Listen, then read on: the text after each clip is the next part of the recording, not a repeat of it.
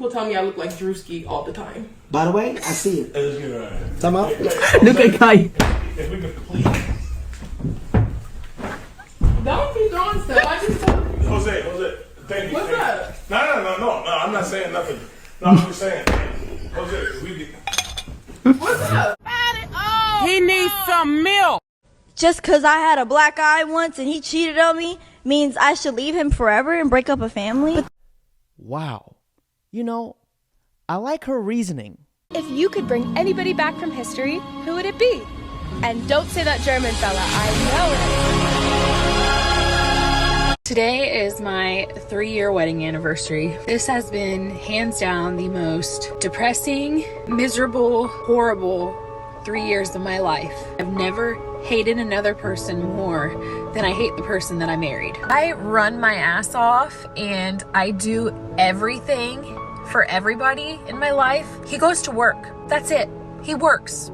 Yeah, his job's hard. Yeah, his hours suck, but he works. That is all he does. I am 30 years old and I'm literally begging for the bare minimum every single day. Yeah, I don't work, but the amount of weight I carry, I can tell you why I've stayed. Money. It's that simple. I wanted to be a stay-at-home mom. And yeah, I know I can leave because trust me, I am leaving. But people can't just walk out and leave one day when you have kids and 12 years of life wrapped up together. You can't just walk away with nothing. You have to have a plan. My husband left the night that I posted that original video. If she hates that situation, then she's really going to hate getting a full-time job and supporting herself. You can, in fact, leave a 12-year situation without a plan. And he just proved it. How many guys do you think you could get with in a day if you wanted to? Millions. Infinity. Yeah. Infinity. If I wanted every single one of these guys, I could have them. Right? Anybody. If a guy came over here, you asked him, you think he would say yes? Yes. There's no doubt. 100%. No doubt? Not down to test it? Yeah, why not?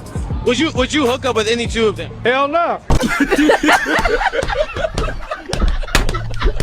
Had a little drunk night. I met the boy. He nutted at me. Then my ex picked me up an hour later and ate me out. Now I can really understand why God flooded the earth more and more. You can never really trust a woman with a raspy voice. My throat go. What would you rate your head game 1 to 10? Honestly, that's the one thing I'm the most confident in. It's a 13. The reason that, I sleep with so many guys is because it's the only time I can really feel validation from a man. I mean, my dad told me every single day until he died that I was a failure of a daughter. So you're getting closure by proving your father's point.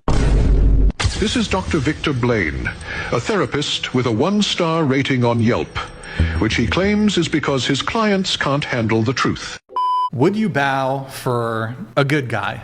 No. Nope. Okay. I don't think a good man would ask me to bow, so probably not. I wouldn't bow. Wouldn't bow? Okay. What about you? No. Wouldn't do it? Okay. No. Wouldn't do it? I was just going to ask you, if a woman was working blood, sweat, and tears, making more money than you, giving you peace, cooking all your meals, taking care of all of your needs and everything, would you bow for her? Yeah, sure. You would bow for her? Sure. Yeah. Okay.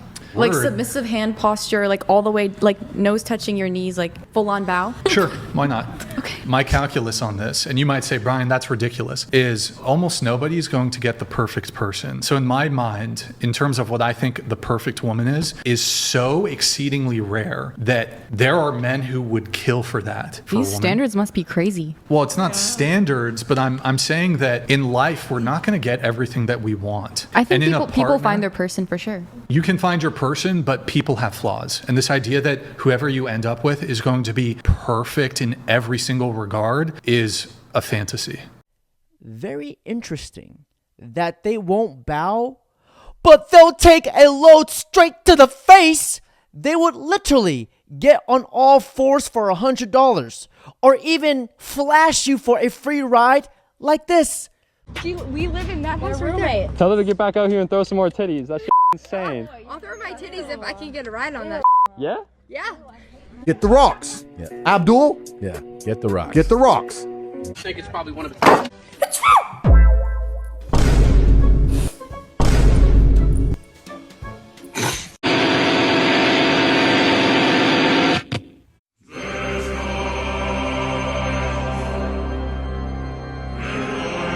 It's unfair, but don't get mad at her. Get mad at yourselves. It's called supply and demand because one girl and 250,000 men? You tell me who has the problem.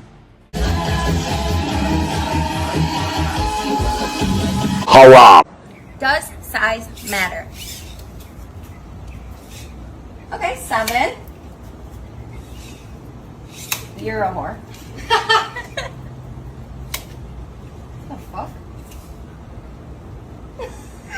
What is wrong with these girls? Okay, that's a good one. Okay, for me. Emotional damage. You're with a man and he's like, I want to get married. OF has to go. Are you deleting it? No. Can he provide that same income? Yeah, that's valid. He can provide a pretty good life. Maybe it's not as good as yours, but it's Do we have to work? No, you can stay home, but you're not driving fast cars. You're just kind of living a normal, chill suburban life. With kids, sure. Yeah. I don't Really? like kids. No, I say no. She can't do it. If I'm actually like locked down and like I know like he won't cheat on me and I know he will provide and like if I just can get like clothing like every other week, like I like to stop. Okay, so he's got to have some cheddar. Not like every other week. I'm generous. Every other week. Every and if other there's a week? dog, we're good. Like I really don't care. Like if it's in Colorado, like I'm good. Okay. Oh, okay. Yeah, I'm good in the mountains. I love my Perfect. subs. Beautiful. I love my subs too. Them. Is it just me? Or do they sound like a bunch of 14-year-olds? These types of girls are like the first slice of bread. Everybody touches them, but nobody really wants them. None of these girls are wifey material. And let's be honest, any guy that has money to fund a luxurious lifestyle is not gonna want to be with an OF girl.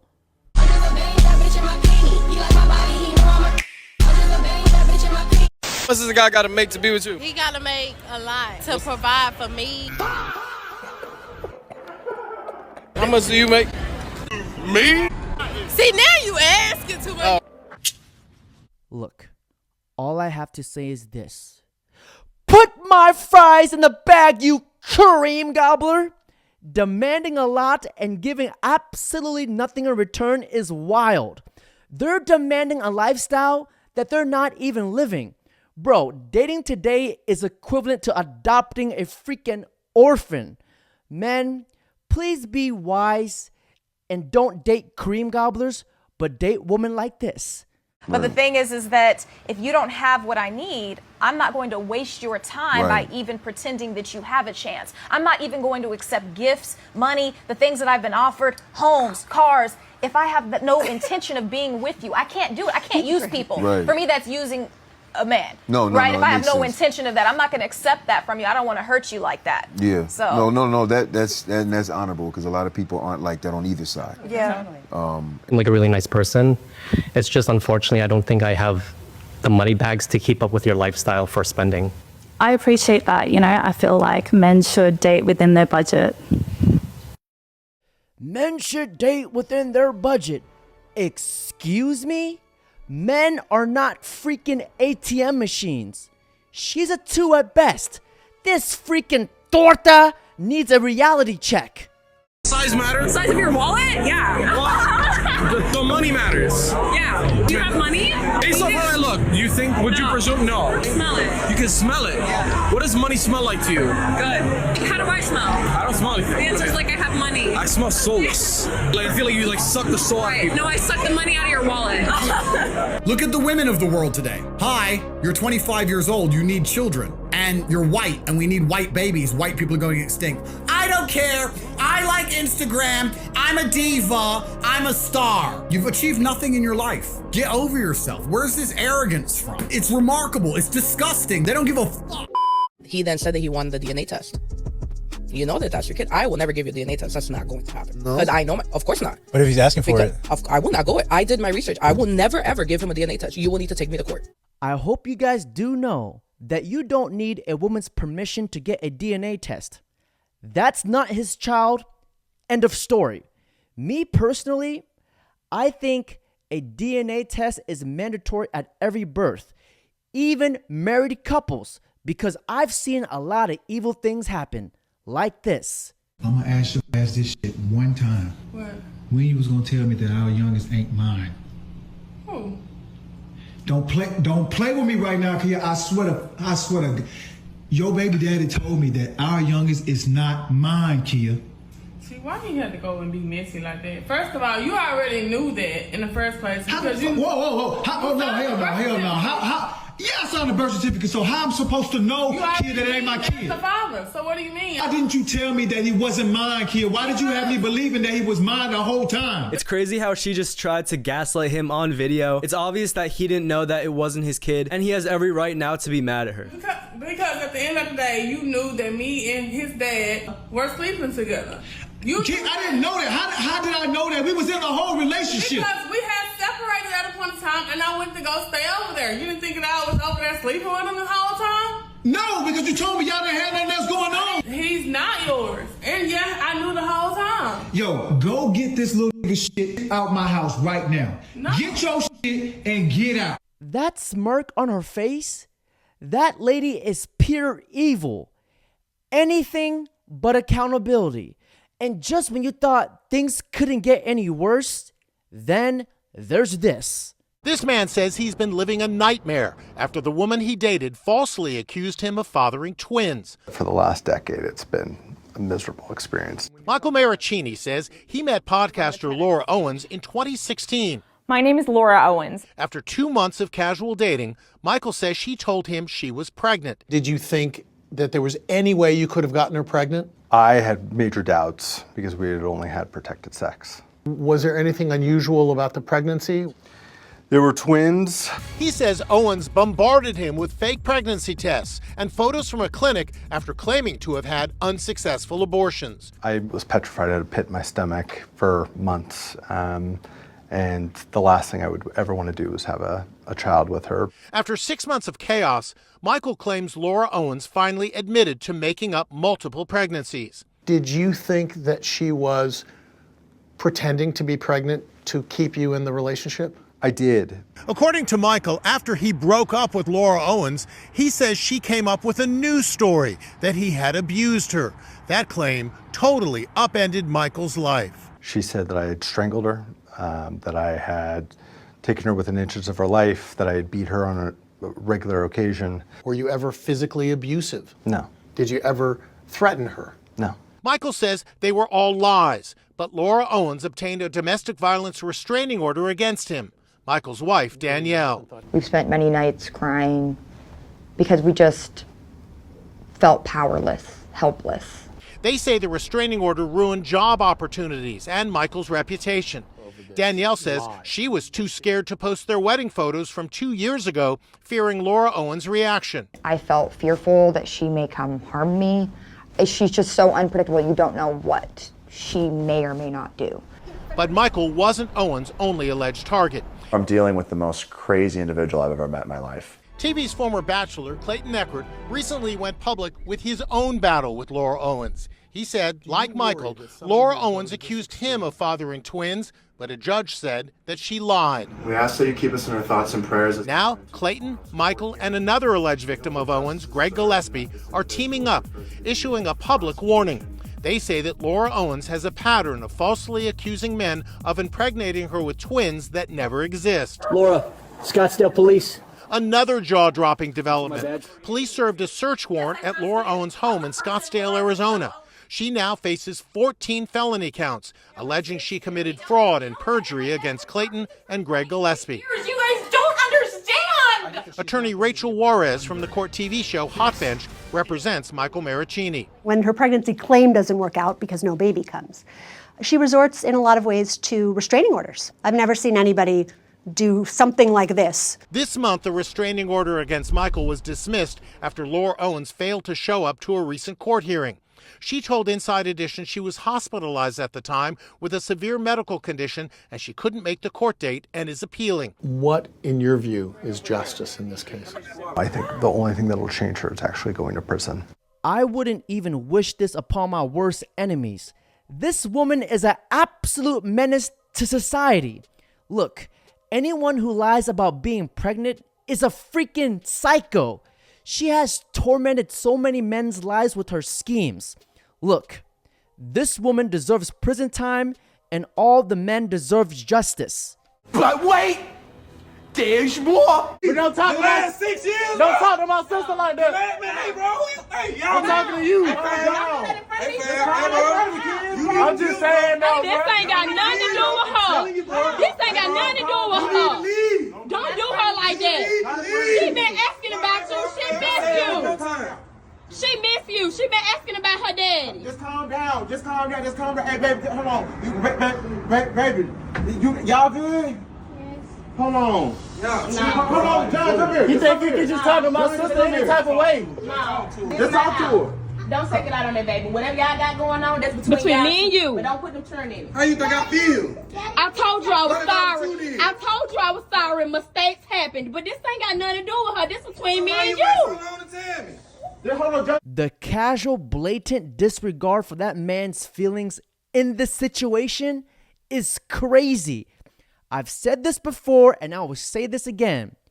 Mandatory paternity testing at birth. During an abortion, they actually inject the spinal fluid with cyanide poisoning as the baby squirms and tries to find its mother, and it is gasping for air of life. Have you ever watched an abortion? It is one of the... Yeah, actually I have. And I encourage every human being to watch one to know what you are fighting against. Because when you see abortion, you will have your life will be changed. That we allow the massacre of 1.5 million babies a year under the guise of woman reproductive health. We are allowing babies every single year to just say, you know, we're going to discard them. Why? Oh, they're smaller. They're not humans. You're using dehumanizing language, saying, oh, it's an embryo. No, that's a baby made in the image of God, deserving of protection. She changes her mind. This is the first place she will go. Slap my ass and call me Sally.